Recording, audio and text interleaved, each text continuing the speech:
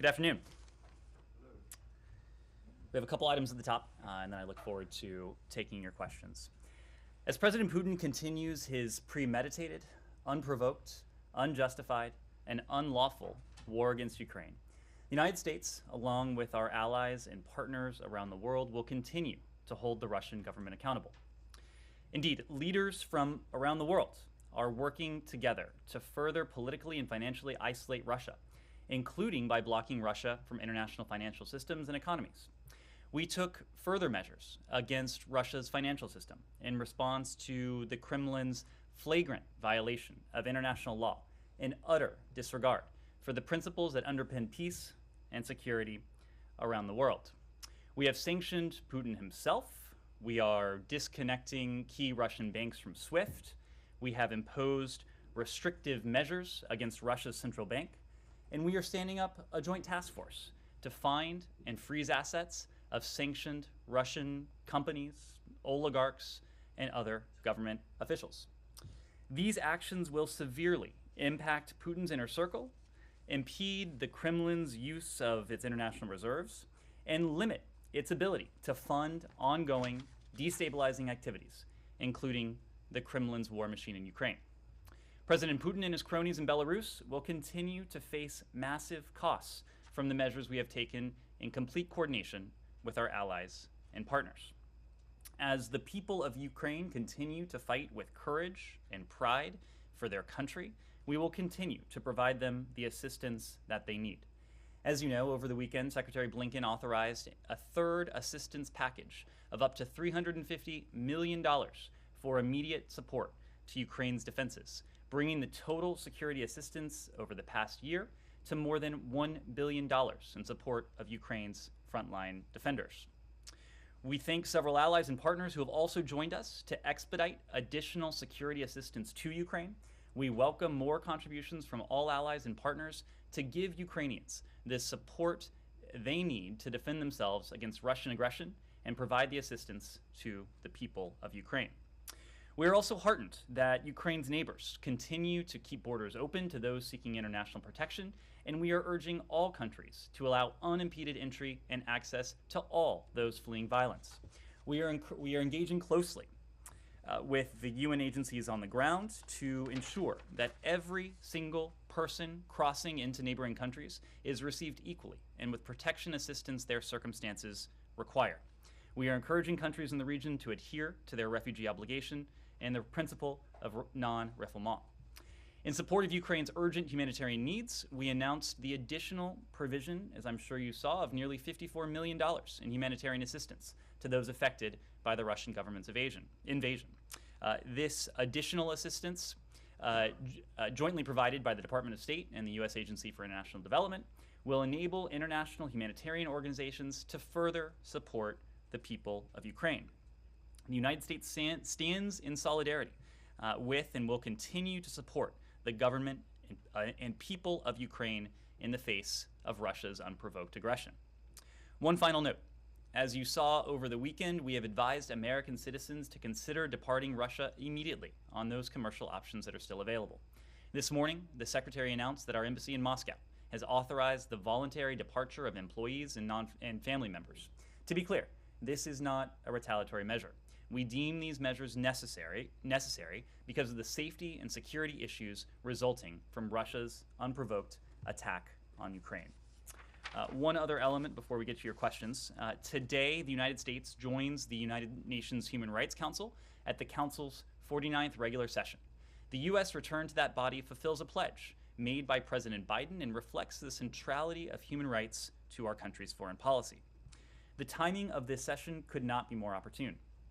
Since the opening moments of Russia's premeditated, unprovoked, and unjustified attack on Ukraine, reports of human rights abuses have been widespread.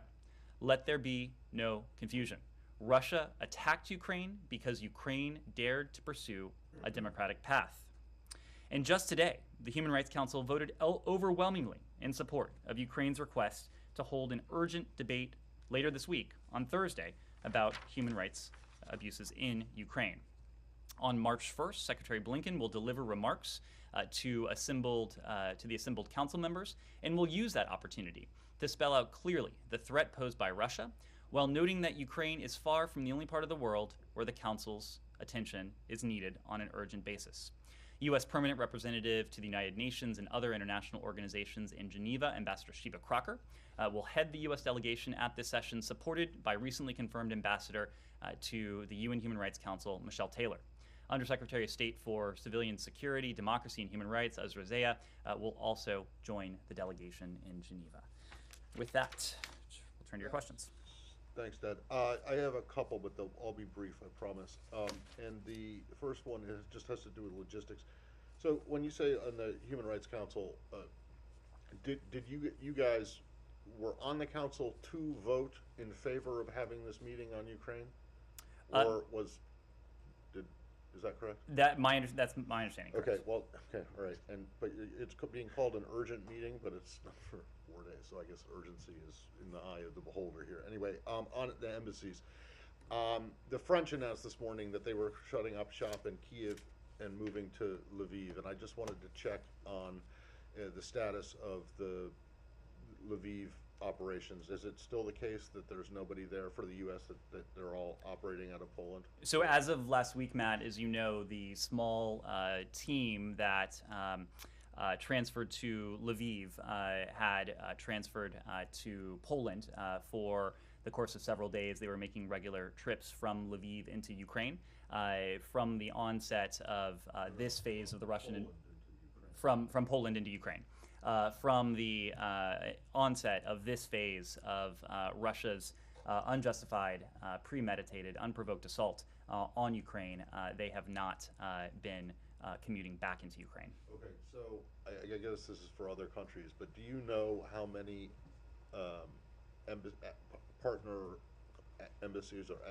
embassies of partners or allies remain open in Kyiv? I don't have those figures available. Of course, we coordinate very closely with our allies and partners. We have shared with them the reasons for our relocation of operations to Lviv, and subsequent to that, our relocation of operations into Poland. I just don't have a tally to offer. Last one.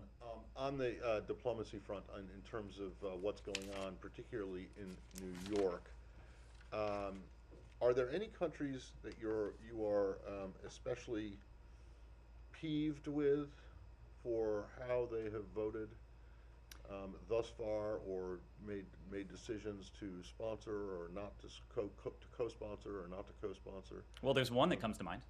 Of course, the resolution in the UN Security Council would have been adopted by the UN Security Council were it not for Russia's decision to use its veto. In fact, Russia was forced to use its veto because countries either voted in favor or abstained on that measure. Well, I wasn't talking about Russia. I mean, other than Russia, which was to be expected. But so, do you? So you're happy with the way the rest of the world has come out and made their voices? We are comfortable. We are heartened. We are gratified by the fact that the world, the international community, has stood up to speak loudly and clearly in defense of Ukraine's sovereignty, its independence, its territorial integrity. The UN Security Council resolution you mentioned, Matt, as you know, it would have been adopted were it not for the Russian veto. Our team at the UN also worked with our close allies and partners to garner some 80 signatures within the UN General Assembly for this very resolution. So well beyond the members of the UN Security Council, permanent and rotating, that voted in favor of this, scores of countries around the world signed on to this in one way or another, and many more on top of that have voiced their clear, unambiguous opposition to what the Russian Federation is doing, what the Russian Federation has sought to do. Kumar. I'm just going to ask about nuclear stuff, but just one thing to follow up on that. Are you heartened and gratified by India abstaining and UAE abstaining?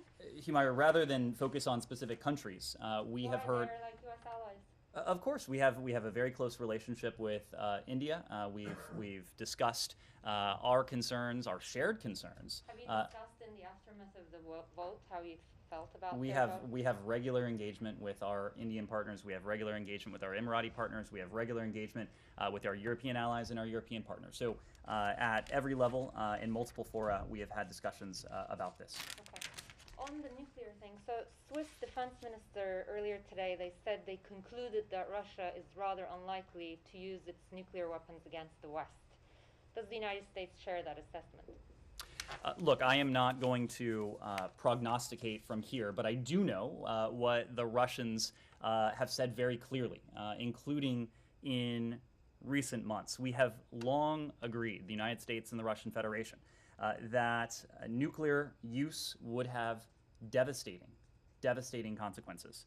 We have stated that many times, including earlier this year in the aftermath of the summit meeting that President Putin had with President Biden in Geneva.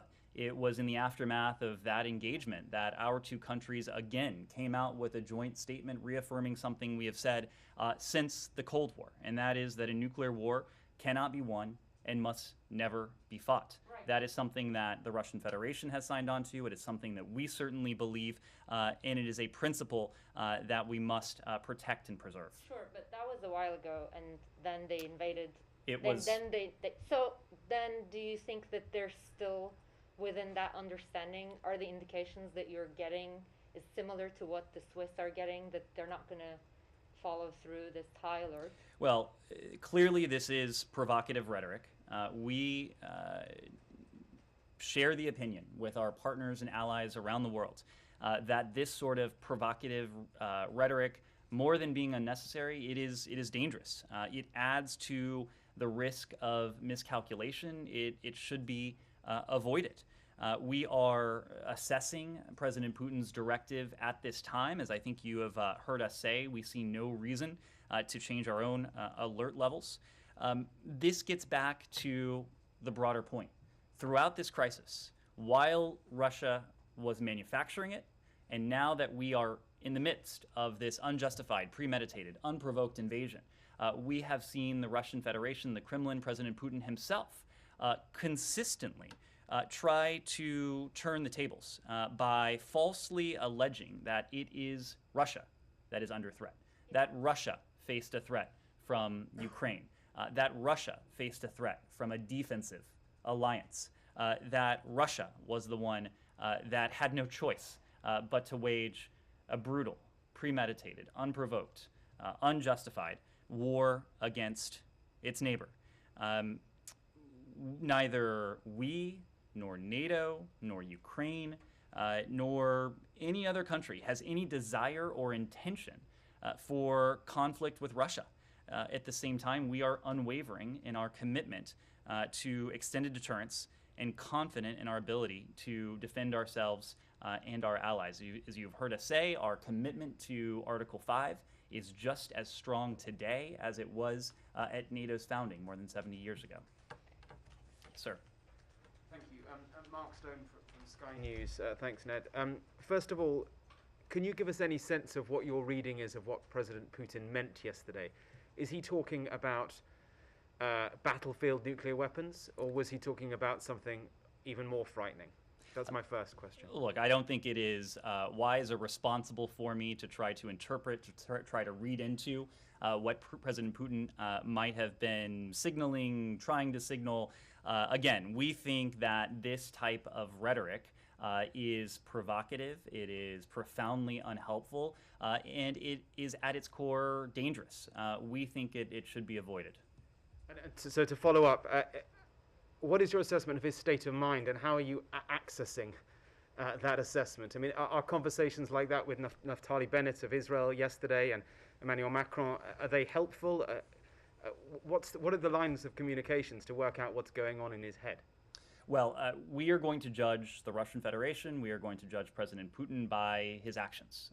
And clearly his actions in recent days have justified and given us cause to justify precisely what we said we would do in the run-up to this unprovoked invasion of Ukraine.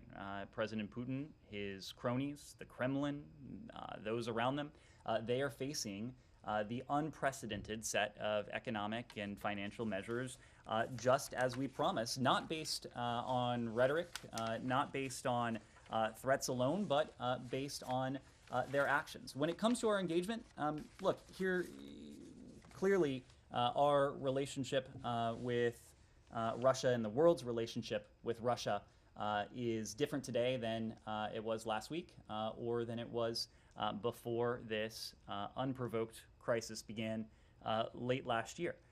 But we still believe in diplomacy. We know that diplomacy is the only responsible, sustainable means by which to end this conflict.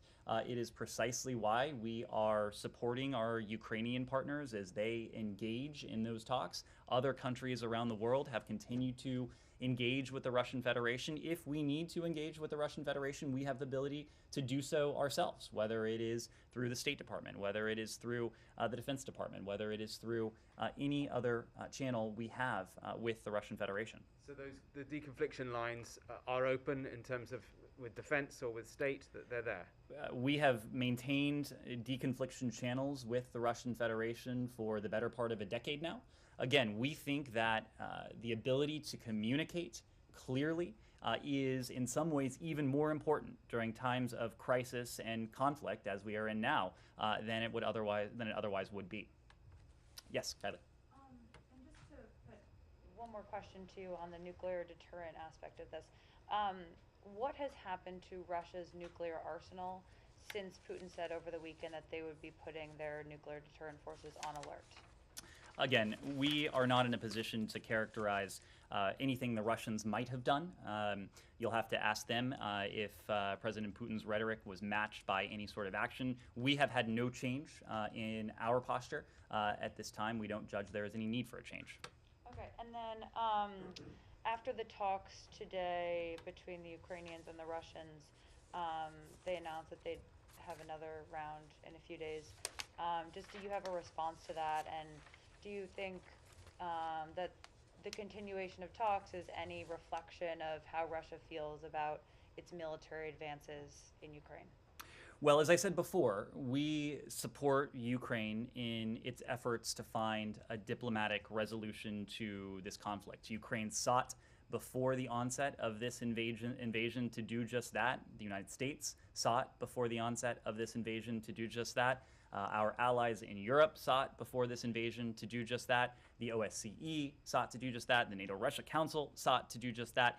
At every turn, the Russian Federation rejected those offers of substantive, constructive engagement. Now that the invasion, we are in the midst of an invasion, we have heard this very message from President Zelensky, from Foreign Minister Kuleba. You would be right to color us skeptical of what it is that Moscow intends. What we've said before, including last week, applies equally today. Diplomacy at the barrel of a gun, diplomacy at the turret of a tank, that is not real diplomacy. We are ready and willing, just as our Ukrainian partners are, just as our European allies are, to engage in real, in substantive, in genuine diplomacy in order to see if we can find a way out of what is a needless, brutal conflict. But that diplomacy is highly unlikely to bear fruit, to prove effective, in the midst of not only confrontation, but escalation. Well before the invasion started, we made the point that we were all for diplomacy, but in order for it to bear fruit, it needed to take place in the context of de-escalation. That is, in some ways, even more true now.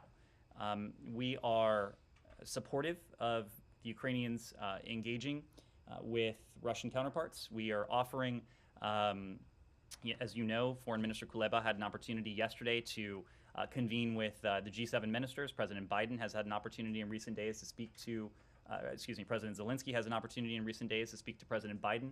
Secretary Blinken has had several conversations with Foreign Minister Kuleba on a bilateral basis in any number of days. So we are comparing notes, we are coordinating closely, and we are supportive, knowing what we all assume are the limitations on diplomacy in the present context. It is precisely what Foreign Minister Kuleba and President Zelensky have spoken to. We share a sense of skepticism, but at the same time, we want to exhaust every potentially viable diplomatic avenue. Yes? On that, the negotiations between the Russian and Ukrainian delegations this morning, has this department had a sort of idea or read-in or talking to the Ukrainians about how that went, if they're optimistic or not? Are you optimistic that there really will be more talks in the coming days? And obviously that's subject to what happens in the next few days. I'm sure we will have a readout from our Ukrainian partners in short order. As you know, the talks only recently concluded for the day before I came out here. We had high-level engagement with our Ukrainian partners over the weekend, late last week. Our shared approach, in some ways our shared skepticism, is something we've discussed in private. It is also something that our Ukrainian partners have discussed publicly, just as we have. So I am sure in the coming hours we will be hearing with and speaking with our Ukrainian partners. As for the next steps, we are supportive of what our Ukrainian partners deem to be in their best interests. They will find a partner in the United States going forward in this effort. Yeah, Will. I just want to follow up on the location of the talks, along the Belarusian border, and what your assessment is of Belarus's participation in the peace talks or potentially in the conflict. Well, what I will say generally about Belarus is that they and President Lukashenko have allowed President Putin to make a mockery of Belarus's independence, of its purported sovereignty. That has been the case for some time now, as Russian forces have flooded in to Belarus, as Russian forces have staged inside what should be sovereign Belarusian territory to undertake premeditated, unjustified, unprovoked attack and invasion against a third country. All the while, the regime continues to brutally repress the democratic aspirations of the people of Belarus. It has, as I said before, become increasingly subservient to Russia, demonstrating again President Lukashenko's willingness to act against the interests of his own people in order to curry favor with Moscow and to stay in power. As a result of the regime's indefensible support for and even facilitation of what we are seeing the Russians do in Ukraine, we're imposing sanctions. We have imposed sanctions on some 24 Belarusian individuals and entities. These actions focus on Belarus's defense and related material and finance sectors, two fields that are closely tied to Russia. And do you think they'll escalate their participation in the conflict? You say they're already facilitating it. Well, again, it is not for me to try and predict what Belarus might do, might seek to do, or more importantly, what Moscow might impose on Belarus to do. We have seen at every turn that President Lukashenko has cast aside the will of his own people and cast his lot with President Putin and his militaristic aims against Ukraine. So if that continues, Belarus will continue to face measures of profound accountability. Paul, yeah. What communications has the U.S. government had with Russia, say, over the past 48 hours, or even since the Secretary canceled the talks with Lavrov? So on the Treasury side, on the defense side, the state side? So I wouldn't want to characterize every element of engagement, but again, we believe that in times of crisis, we believe that lines of communication are in some ways even more important. So we have continued to engage the Russian Federation. There are issues that are of bilateral interest to us. Our staffing posture in Moscow is one such issue. Delivering notices, démarches, is something we continue to have the ability to do. It is something we're able to do out of our embassy in Moscow. I'm not aware of any high-level engagement since the Secretary informed Foreign Minister Lavrov last week that we did not deem this context to be appropriate or conducive for diplomacy, for the meeting that was to have taken place in Geneva last Thursday. But again, if we need to convey a high-level message to the Russian Federation or a lower-level message to the Russian Federation, we have the ability to do that. Was that done over after President Putin's statement on his nuclear posture? Has there been engagement in the past 24 hours?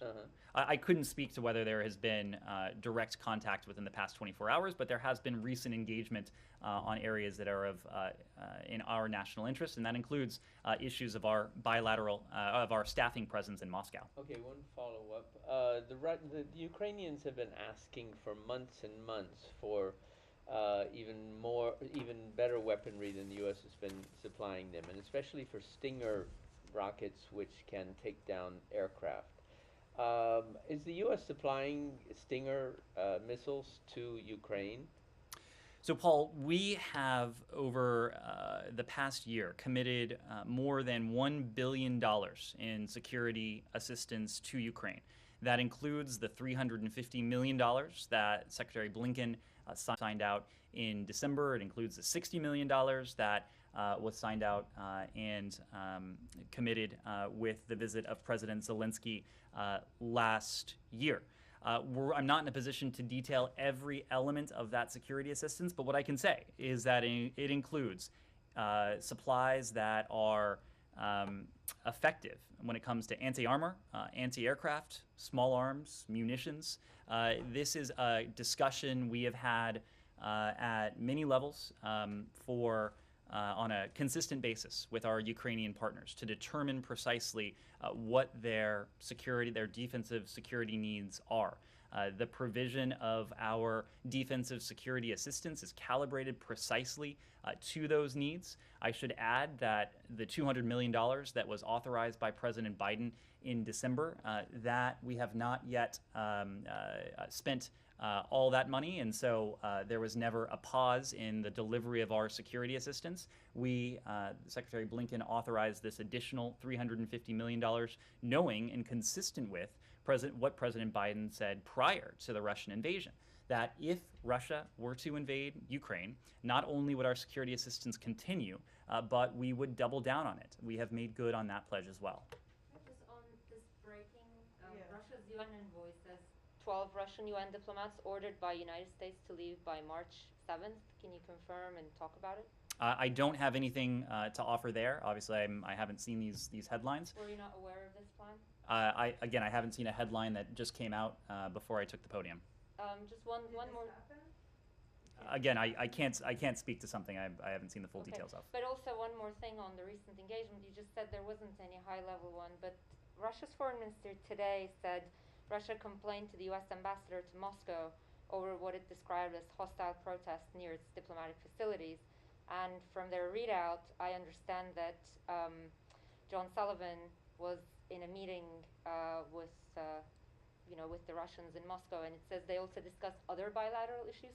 Can you talk a little bit about what was discussed, and did you guys get any indication from this meeting that Russians may want to talk about any diplomatic path or anything like that? So I indicated before that our embassy in Moscow continues to have the ability to engage with our Russian counterparts on issues that are of interest to us. Ambassador Sullivan has continued to engage at his level. We have not had high-level engagements from Secretary Blinken, Deputy Secretary Sherman from the department here. But of course, even with the announcement of today's authorized departure of non-emergency employees and eligible family members, we still have Americans on the ground in Moscow. Their safety, their security is of paramount importance to us. The ambassador often does engage with his Russian counterparts on issues pertaining to that, and will continue to. Yes. Just to be absolutely clear, the Russians in New York are saying that you have expelled or asked 12 UN diplomats, Russian diplomats, to leave the United States. Are you saying you can't comment on that? You don't know about it? I don't have those details in front of me. This apparently just came out since the time I've been up here. But can you react to it? Is it accurate? Have you asked 12 Russians to leave? I'm not going to react to something that has just come out while as I've been up here.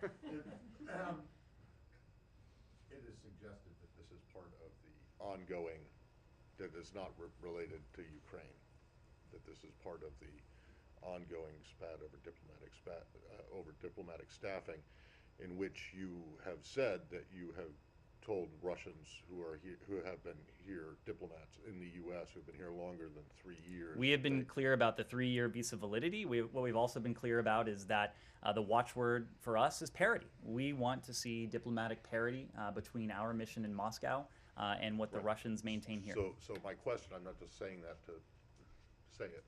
My question is, does that parity include Russia? Obviously, the Russians have more people here because they have a mission, because you are the host of the UN, and they have a mission up there, whereas, you know, you have a mission in New York too, but they're Americans. So, are the diplomats the Russian diplomats who are posted to New York considered part of? When you talk about parity, are they considered part of that? When we talk about our bilateral missions, typically we refer to our embassy in Moscow, their embassy in New York, and not the mission. Typically, when we talk about it, we talk about our respective bilateral missions. So that would then suggest that this is something different than the parity. I'm sure we'll have more to say on this later today. Right. Anything else? Yes. You and other officials have remarked lately how bizarre the Russian president's speeches have been, and you know his and now we see him issuing nuclear threats, and so I wonder, do you still consider him a rational actor? And on sanctions that were announced today, do you have any parameters for when you can climb down from those? So I don't think it's useful, productive, or even possible for me to try to get into President Putin's head. It's certainly not something I would want to do from here. Again, what matters to us are the actions of the Russian Federation. And again, if rhetoric materializes into action that directly threatens our allies or the United States, as you've heard from the president, we will respond resolutely, we will respond decisively. Our commitment to Article 5 is sacrosanct. Our commitment to our allies is unwavering, and that will remain the case. When it comes to the sanctions, your question was, how do we climb down from this? Yeah. Well, first, our goal has been to climb up because of what the Russian Federation has done. We were clear that if Russia were to pursue this path, the costs would be profound, and I think you have seen that. Everyone is familiar, or everyone, I assume just about everyone is familiar with the steps that we've taken as recently as this morning, as recently as the weekend, on Friday, so I won't go through that entire litany. What might be more productive is to speak to the implications of some of those measures. And we have seen the Russian economy and the Russian financial system react as we might have expected to the severity and scale of these measures. The ruble has fallen about 20%, and it's trading at its weakest level ever. The Russian stock market was kept closed today. I understand it will be kept closed tomorrow, likely due to fear of capital flight. If it were to open, that is a very precarious situation to be in, having to keep your stock market closed for fear of what would otherwise transpire. The Central Bank of Russia more than doubled their key interest rate to 20%. A 20% interest rate is not something that a country can sustain. This is the highest level in almost 20 years. And the central bank also instituted capital controls by ordering domestic brokers to reject foreign bids to sell Russian securities. Russian authorities are also forcing exporters to sell at least 80% of their foreign currency that they receive in order to prop up the rapidly weakening currency.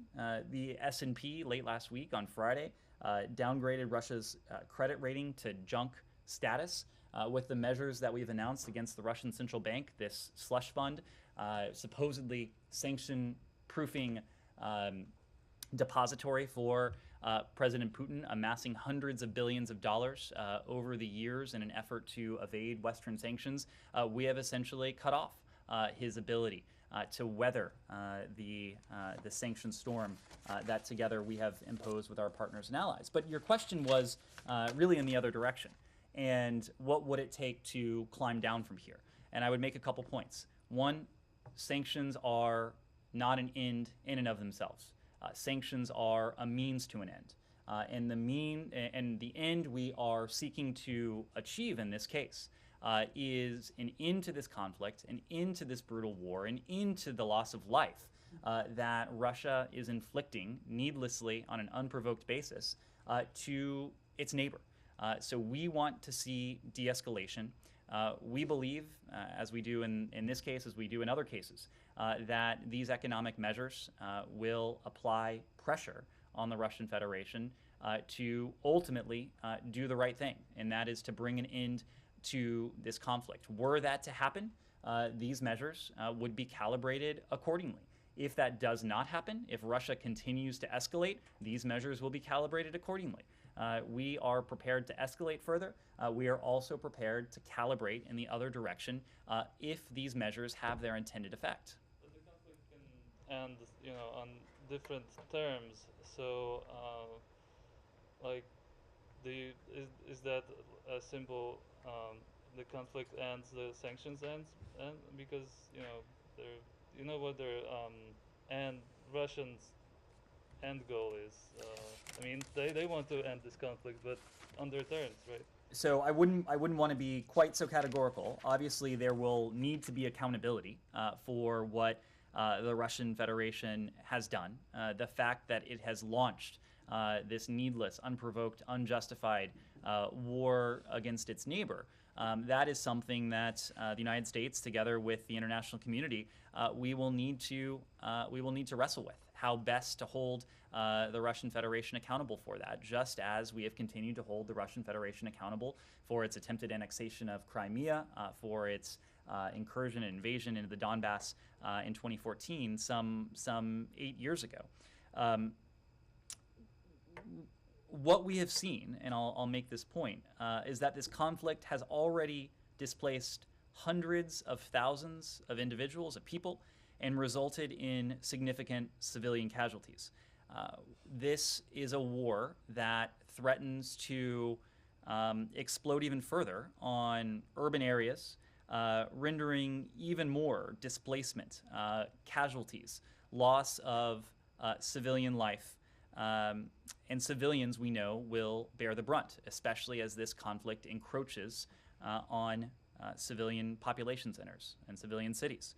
We consider reports of civilian casualties to be credible and in line with Russia's past operations, both in Russia-controlled areas of Ukraine and in conflict areas elsewhere in the world where Russia has been belligerent.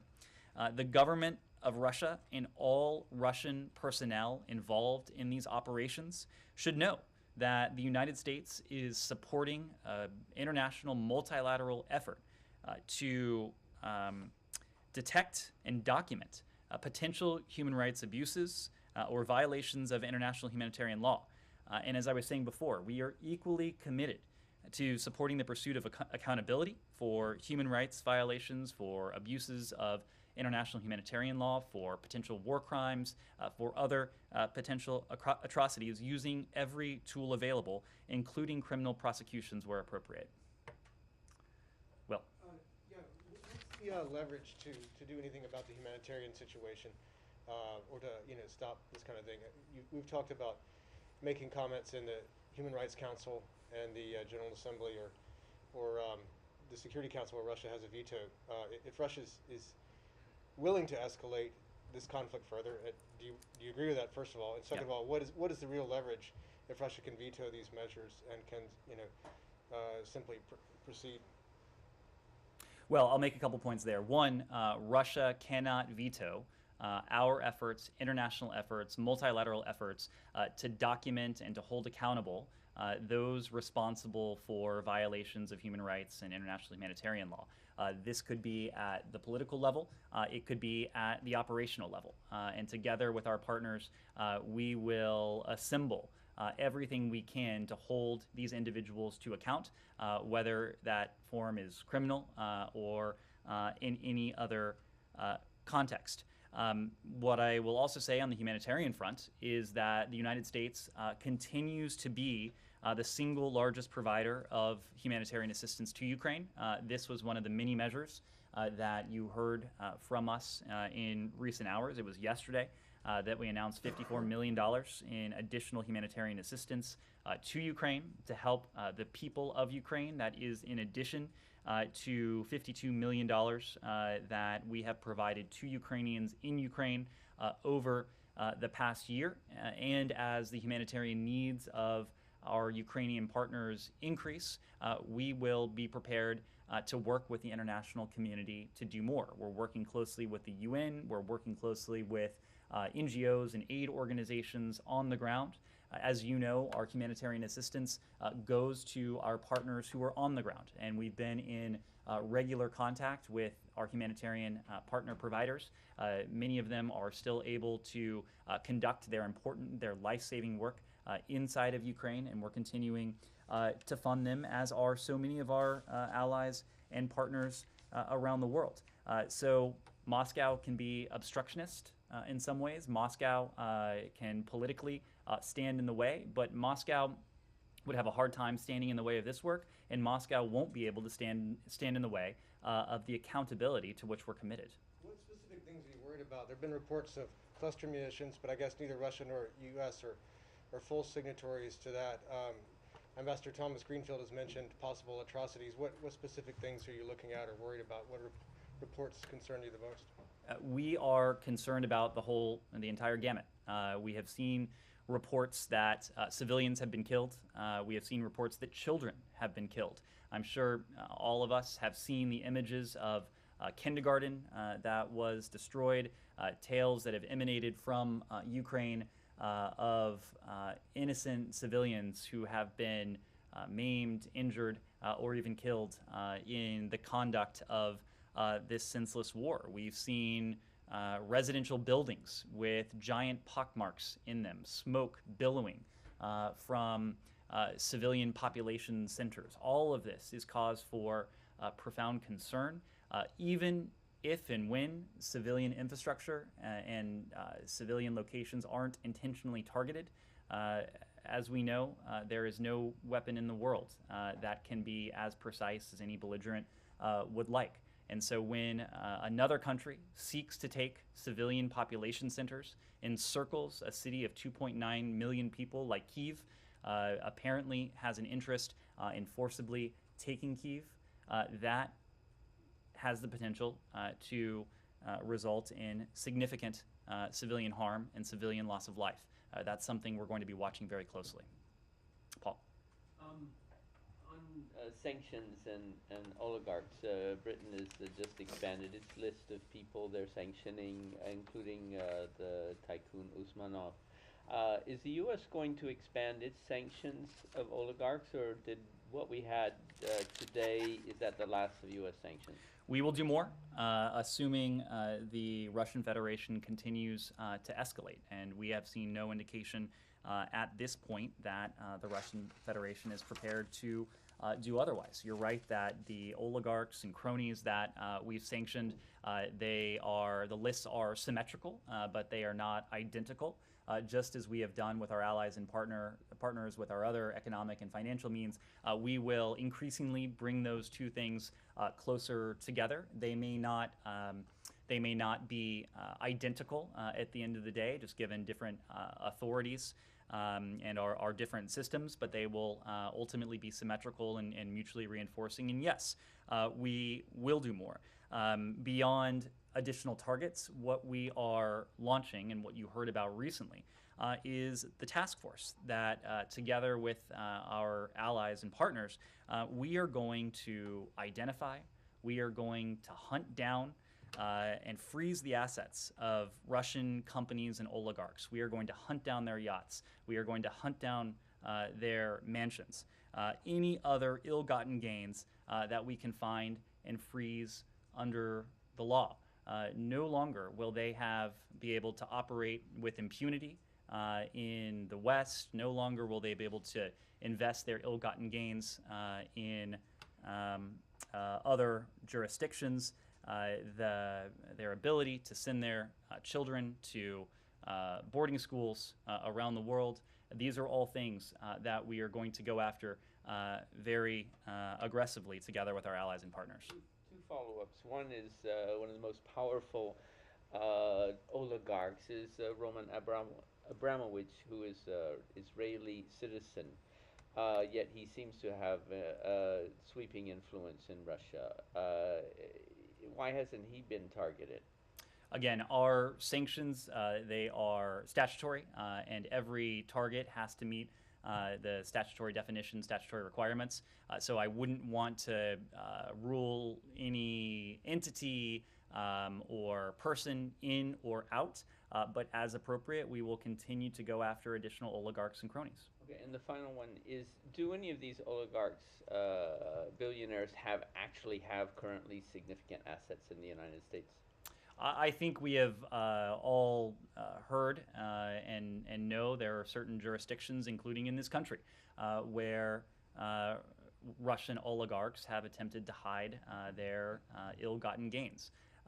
We will, working with our allies and partners, do everything we can to identify those, to root them out, and to close their ability to hide those gains. Well, will we know if anything is seized or blocked? Is a home, a yacht in the United States? Any of that would take place in a law enforcement context, I would presume. So I would need to refer to my law enforcement counterparts. I'm a little curious about this task force. Presumably, you guys already know. Right? I mean, I'll give you yachts and aircraft. They can move and might go out of U.S. jurisdictions. But if some guy's got a massive mansion in Palm Beach, it's not like he can. You know about it already, right? No? This is an effort to share information with, to work with, to coordinate with our allies and partners. You're right. Some of this is about assets that can move between jurisdictions, but clearly there is a determination on the part of the United States and the part of our allies and partners, including some partners who previously have sought to maintain some degree of neutrality. The fact is that no responsible country around the world can be neutral when it comes to Russia's unprovoked, unjustified, needless invasion of Ukraine. And we've seen any number of countries demonstrate very clearly, very vividly, that they are standing on the side of Ukraine. They're standing on the side of the rules-based international order. Fair to say then the U.S. contribution to this task force, since you most likely already have identified assets, immovable assets like property and maybe money, and that mainly what you're going to be doing in this task force is assisting other countries in finding these properties or whatever in their jurisdictions? Well, clearly, anything that's in the United States would be under the purview of domestic authorities here, and Right. It would be under the purview of law enforcement to take any appropriate action. But yes, we have intelligence, we have information, we have an ability to identify and to pinpoint some of these assets that other countries might not. I have two non-Ukraine ones. Okay, But- I didn't hear you say very quick, but I'll assume very They- quick they will be non-Ukraine very ones. quick. Great, Does anyone else want to go, though? I don't want to. it's all you. Okay. Today is the day. Today is the anniversary, the 50th anniversary of the Shanghai Communique. Did you guys make a conscious decision to snub the Chinese or to just let this one go by? Matt, there are many anniversaries that go by I know, but this is a without significant one. without a statement from the State Department. It doesn't in any way mean that we are trying to diminish the historical meaning or importance of an anniversary. I know you look forward to our statements on every occasion, but sometimes Well, okay, but it just You'll have seems a statement on every occasion. you do. I mean, you know, the National Day of Narnia, you guys put out a statement on, you know. It's, but this is a pretty big deal, you know, or at least it was 50 years ago. So I just want to make sure that you're intentionally not recognizing the anniversary. I am not aware of us having any plans to issue a statement, but I wouldn't read more into it than All right. that. Okay, second one. You had the secretary was at, and then presumably he left to go do other things. But the Bahrain strategic dialogue happened this morning, or whenever it was this afternoon. I just want to ask about political prisoners in Bahrain, and if that issue was raised, in particular the case that I've raised before about Professor Alcingate. I know that we've engaged Bahraini authorities on that specific case previously. I couldn't say whether it was raised today. I wasn't in that meeting, but if we have anything to share, we will. Thank you. Thank you all very much. Can you say where we are on Iran talks? Where we are in Iran talks, clearly, and you heard me say this last week, there has been significant progress in recent days. That I think it is fair to say, and you've heard this from our allies and partners, that we are at a decisive moment. And I think you all saw the reports that the Iranian negotiator went back to Tehran, only recently returned to Vienna. So I would expect we will have additional clarity in the coming days. And we will need to have additional clarity in the coming days, given that we are at this decisive, consequential moment, knowing that Tehran's nuclear advancements will soon render the nonproliferation benefits that the JCPOA conveyed essentially meaningless before too long. So just one thing on that, since we're going to Iran. Iran also said there are 3 main unresolved issues, and they're still really important. So you're saying this week is critical. You guys have said that for a while now, but are you prepared to walk away if those issues are not resolved by the end of the week? We are prepared to walk away if Iran displays an intransigence to making progress. But let me be clear that walking away won't mean leaving the status quo. We have talked about the alternatives, at least in general terms, the alternatives that we have developed and we are prepared to pursue together with our allies and partners if the Iranians are unwilling to engage in good faith in a constructive way on the remaining outstanding issues. Thank you all very much.